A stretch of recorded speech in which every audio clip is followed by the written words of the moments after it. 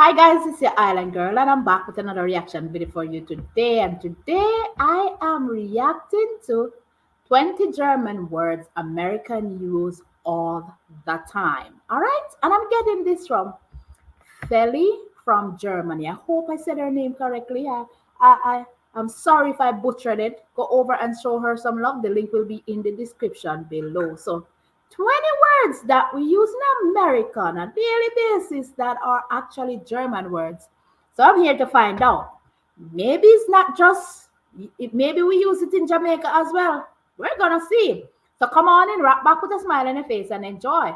To all my regular schmeglers, day one, sweetie pie, sweetie poos, come on in, rock back, put a smile on your face and enjoy this reaction with your Island Girl. All right?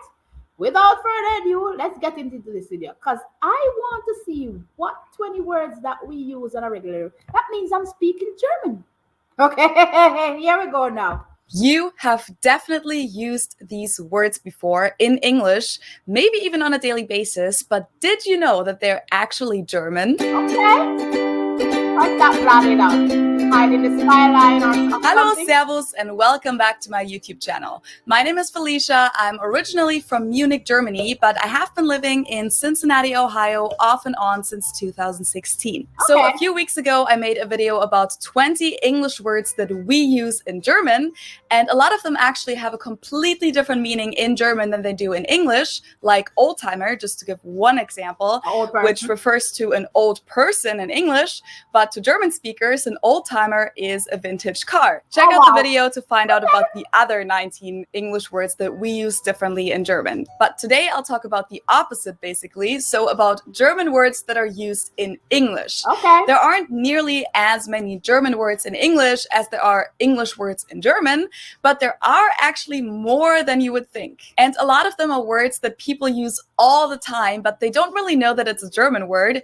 And even I wasn't really aware of how many German words are used in English. So for me, it was super surprising every time I first heard someone use one of those words. Like, they're just saying something in English and suddenly I'm like, wait, what? You just spoke German? So for today's video, I made a list of 20 German words that are used in English, and I just picked the ones that are either used a lot or that I just thought were funny or interesting. And now here are 20 German words that are used in English. I love her excitement. It was like, oh, you just speak German, but you don't know how to speak German. So how did you use a word that is... I just love the way her excitement was when she was explaining that. Kindergarten is on the first one. Kindergarten? Kindergarten? I use that every day. Pretty much. Interesting. Let's go. Let's start with one of the most known ones, and that is kindergarten. In German, we pronounce it Kindergarten, and it literally means children's garden. And even though the word is used in a very similar way in the two languages, it's not 100% the same. In Germany, kindergarten isn't part of the school system, but it's more like a daycare. Kids can go there from the age of 3 up until they start first grade, but it's not mandatory for parents to send their kids to kindergarten, and there is no mandatory curriculum either. Some kids may practice math and writing in kindergarten, but it's not a class setting, and the focus is usually more on playing and activities like doing crafts, singing together, going on field trips and those kind of things. While in the US, kindergarten is the year before first grade, and it's part of the school system. That's why it's also called K to 12, kindergarten to 12th grade. So the kindergartens usually belong to a school and are a little more focused on academics. So same word, but different meaning in Germany and the US. And what I find funny is that the German concept of kindergarten is what Americans also call preschool sometimes, while Vorschule, the literal translation for preschool in German, basically stands for the American concept of kindergarten. So it's somewhat switched. Some German kindergartens do offer a Vorschule the year before first grade to prepare the kids a little academically. That is pretty cool. I would have never guessed that kindergarten is a German word. Interesting. But look how fascinating it is that it's switched, because ours is just before to get them ready for first grade, and yours is like a preschool where they go and play and have fun. It's not necessarily academical based. Huh. Let's move on to number 2. I actually had no clue that Americans used this German word before I came here, and the first time I heard it, it sounded so funny to me. Gesundheit is what we say for bless you in German, and Americans seem to use it that way too. Especially among younger people, I found that they usually use it in a more funny way, but it can also be just used with a normal tone. The word itself just means health in German, so whenever someone sneezes, we wish them health. Hold on. I was trying to wondering. I was trying to wondering. I was wondering what was it? How do you pronounce that? Because I was like, I'm not even gonna try because I don't want the guys go at me for it. I hear my kids using that one. Isn't that something? So good health, and people here say bless you. That's what it. Wow. All right. Kaput. Kaput. Kaput, stay. Maybe I said wrong. Kaput. Just like Gesundheit, I didn't know that this word was used in English before I moved to the US. We spell it with 2 T's in Germany, but we pronounce it the same way, Kaput. And it basically has the same meaning in both languages. It means broken, damaged, or destroyed, as in my phone is kaputt, mein Handy ist kaputt. Or it can also mean exhausted, as in, I went hiking for 8 hours today and I'm so kaputt. Ich bin heute 8 Stunden gewandert, ich bin total kaputt. And just like in German, where we say etwas geht kaputt, you also say something goes kaputt in English. Now, learn something new. I did not know that kaput means something broken or you're tired. I think it just says kaput, kaput. Kaput the little backside over there. That's how we use it in Jamaica. Kaput means sit a little rump down or sit down and stay put. Interesting. So now I know it's a different meaning from how I use it in Jamaica. Here in the US, American use it differently, and then is the same thing as your German meaning. All right then. Another one which I love hearing in English is doppelganger, especially because it seems kind of funny to me that you would use a rather long German word that even has an umlaut. I mean, okay, in English it's usually written with just an A, but people could also just say look-alike or double in English. Why use doppelganger? Anyway, I think it's fun, and I think I first found out about this when I watched the American show How I Met Your Mother in English as a teenager, because that's like a whole theme on that show, to find all the main characters' doppelgangers. Learn something new. I did not know. Listener, I'm here for it. This one I just recently used in my video on alcohol culture in Germany and the US. And I have to say that it still feels kind of weird to me every time I use this word in English, or even when I just hear it, because it actually has a completely different meaning in German. Beer Stein, or just Stein in English, refers to a beer mug traditionally made out of stoneware, but it can also refer to the more modern glass mugs, while in German, Stein means stone, and the beer mug is called Bierkrug. Some of my German viewers actually commented on my alcohol video and told me that in some parts of Rheinland-Pfalz, in the western part of Germany, people also use the word Stein when they refer to a liter of something. So they would say, ein Stein Bier bitte, 1 liter of beer please. It seems to be a regional thing though. I had never heard about this before, and I'm curious if there is any connection to the English use of the word, but I couldn't really find anything about this, so let me know if you know more about it. First time hearing that one. I was not familiar with that word, but now I know. Hey!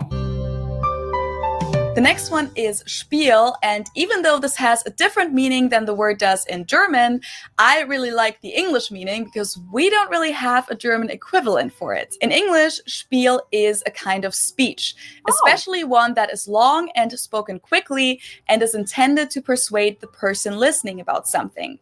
So this is often used in sales situations, and for example, you could say something like, oh, they gave me the whole spiel about why their university is the best in the country. In German, Spiel, capitalized, simply means game, and spielen means to play. Okay, first time hearing that one. I would never have used that word.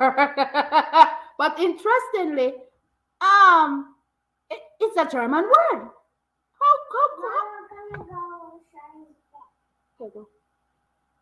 I have never used that. I have never heard that word before, so that's a new one for me. But here we go.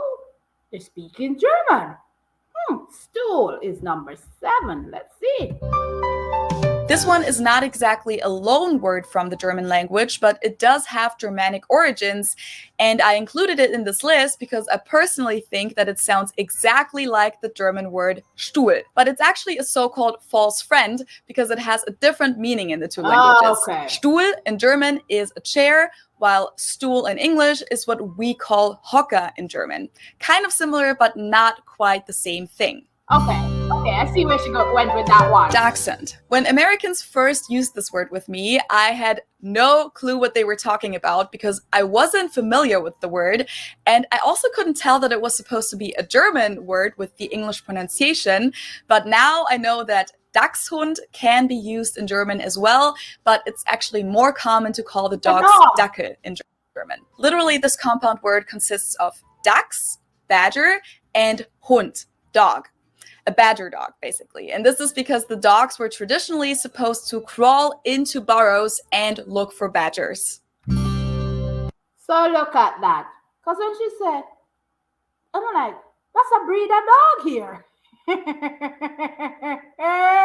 No, stop. But yours is different.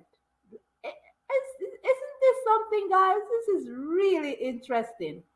Okay, wiener. I better say it properly. In English, this can also be used to describe a dachshund, wiener dog, but it can also refer to just a wiener sausage, or it's also often used instead of penis. In German, we say Wiener. The German W is pronounced like in English V, and it usually refers to the sausage. Wiener Würstchen would be the long version. It can also refer to a Wiener Schnitzel, which is also something to eat, or it can simply be used for a person from the Austrian city of Vienna, which is Wien in German. Isn't that something? So wiener dog, wiener sausage, the wiener. I'm sorry, guys. I am sorry. My mind went left. I'm sorry. The wiener wiener, the little wiener. This is so funny. Wee! But you guys have a total different meaning for it. You guys gonna get me on this one. You guys have a different meaning for your wiener. Isn't that some? Now I'm speaking German. Like, listen. I'm speaking. I gotta use. Now I'm going to have to use all these words, guys. Wanderlust. This is kind of an old-fashioned German word that we pronounce Wanderlust, and it's literally the desire to wander. So it means you want to travel. The word was used a lot in the literature of the Romantic era, but you can also call this Reiselust or Fernweh in German, which the last one is also an interesting word because it's kind of like the opposite of Heimweh, which is homesickness. So Fernweh pretty much means far sickness. Okay. This one is very similar to the German one, but it's not 100% the same. Angst, capitalized in German and with the German A, basically just means fear. And angst in English is also related to fear, but it describes a broader feeling of anxiety and apprehension. It's often used in connection with teenagers. Teenage angst is what a lot of young people experience throughout puberty, and you can also say you're feeling angsty in English. So in English, it describes more of a general feeling, whereas in German, Angst haben means to be scared of something, and that's usually something a little more specific, like you're scared of the spider. The English meaning of angst doesn't have a good translation in German, but it could be translated with something like Existenzangst or innere Unruhe or Angstzustände. Wow. First time hearing that word angst. Not familiar with it, but look at the differentiation between the two in German and in English. Hmm. So now I know what that word means if I hear it. Huh. Kitsch is a concept that's really hard to explain, actually, but according to the dictionary, it describes art, decorative objects, or design considered by many people to be ugly, without style, or false, but enjoyed by many other people, often because they are funny. So you could say, his home is full of 1950s kitsch. It means the same thing in German and in English, and it's also pronounced the same. There's also the English adjective kitschy, which is kitschig in German. Blitzkrieg. This is a military term and describes a strategy of warfare that includes short and fast attacks. The term is often used in connection with World War II, but it actually had been used way before that. We pronounce it Blitzkrieg in German, and it literally translates to lightning war, because Blitz is lightning and Krieg is war. It's used the same way in both languages, and they even adapted the word Blitz as a tactic in American football. Wow. Here we go again. Heard the word blitz, but only when I did a UK video. Now, I did not know that it was a tactic here. And it means the same thing for both countries. This seems to be a very popular word in the US. I've been asked about this so many times. And what makes it so special is that this concept doesn't even really exist in the English language, which is why there isn't an English word to describe it, which is probably quite a strong statement about the German culture. Schadenfreude consists of Schaden, which means damage or harm, and Freude, which means joy. So this is the joy that you feel when someone else gets harmed or fails. So not very nice. Schadenfreude. The joy you feel when somebody gets hurt or something gets... Okay, thank you. I did not know that meaning at all, or that word. Football. All sports fans should know this one. Yeah. Fußball in German means soccer, or football in British English. Fußball in English refers to the bar game, which we usually call Kicker, or Tischfußball in German. That one I knew. I knew that Fußball is the table one, but Fußball is soccer for you guys, or football. Yeah, I got that one. This is another concept that doesn't have its own English translation, just like Schadenfreude, and therefore the German word is used in English and some other languages too. Americans usually say Zeitgeist. In German, we pronounce it Zeitgeist, and this consists of the word Zeit, which means time, and Geist, which means spirit. So Zeitgeist is the spirit of the time, which describes what's going on culturally, religiously, and intellectually during a certain time period. Woodstock was part of the 1960s Zeitgeist, for example. And in English, they even made it an adjective, which we don't even have in German, Zeitgeisty. Schnaps. This one I also mentioned in my video on alcohol culture. In German, we spell it like this and say Schnaps, and it means hard liquor. In English, it's mostly used as part of the name of certain liquors like peppermint schnapps or peach schnapps. Wunderkind in English, Wunderkind in German, and this literally translates to miracle child. Wunder is miracle, Kind is child. So it describes a person that is very clever or talented and becomes successful at a young age. One of the most common examples for a Wunderkind is Mozart. I know you're right. Wonder. Look at it. I'm trying to see if I've ever heard that word before. I don't remember ever using that word or hearing that word before, but that's a nice meaning. Poltergeist. This looks a little bit similar to Zeitgeist.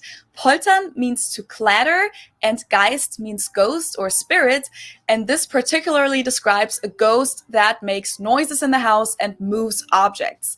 Whether you believe in that or not is a different story. And last but not least, the final word on my list is Schmutz. This one is pronounced and used the same way in both languages, and it means dirt. And schmutzy in English or schmutzig in German means dirty. So this was my list of 20 German words that are used in English, and there are many, many more, of course, especially regarding food, like pretzel, bratwurst, or Hefeweizen, just to name a few examples. I think I only know 7 of the 20 words that she went through. 7, 8 of them, and that's pretty much it. But I can show my kids this video because guess what? I did not know that these words were used. Some of these words are used here in the US, and you guys have the same meaning or similar meaning, or you know what I mean? I'm like, I'm speaking German. Okay, you can't talk to me now. I know a little bit of German. I do speak the German language a little bit. How about that? It's your island girl. Like I said, great video. Enjoyed every minute of it. Like I said, some of the words I'm not familiar with, but now I know. And if I hear them, I know what it means. I'm definitely going to show my kids this one because I'm like, oh, you've been saying some German words and don't even know that you're saying German words. So this should be interesting when I show it to them. It's how funny it is, guys, that so many times when you stop to think about it, wherever you're from, whatever your country you're from, always seems to have something similar to some other country in the world. When you stop to think about it, that's pretty cool. So it's the island girl, and I'm running out of here. Don't forget to go in the comment section. Tell me what you'd like me to react to next because it will be done. Also, guys, don't forget to go over and show Feli from Germany some love. The link will be in the description, like I said, below if you want to watch it undisturbed, and go over to her channel. What else? Be good, be kind, be safe, love each other. And I'll catch you guys in another video. Don't forget to give this one a big thumbs up, and I'll see you in another one. Bye.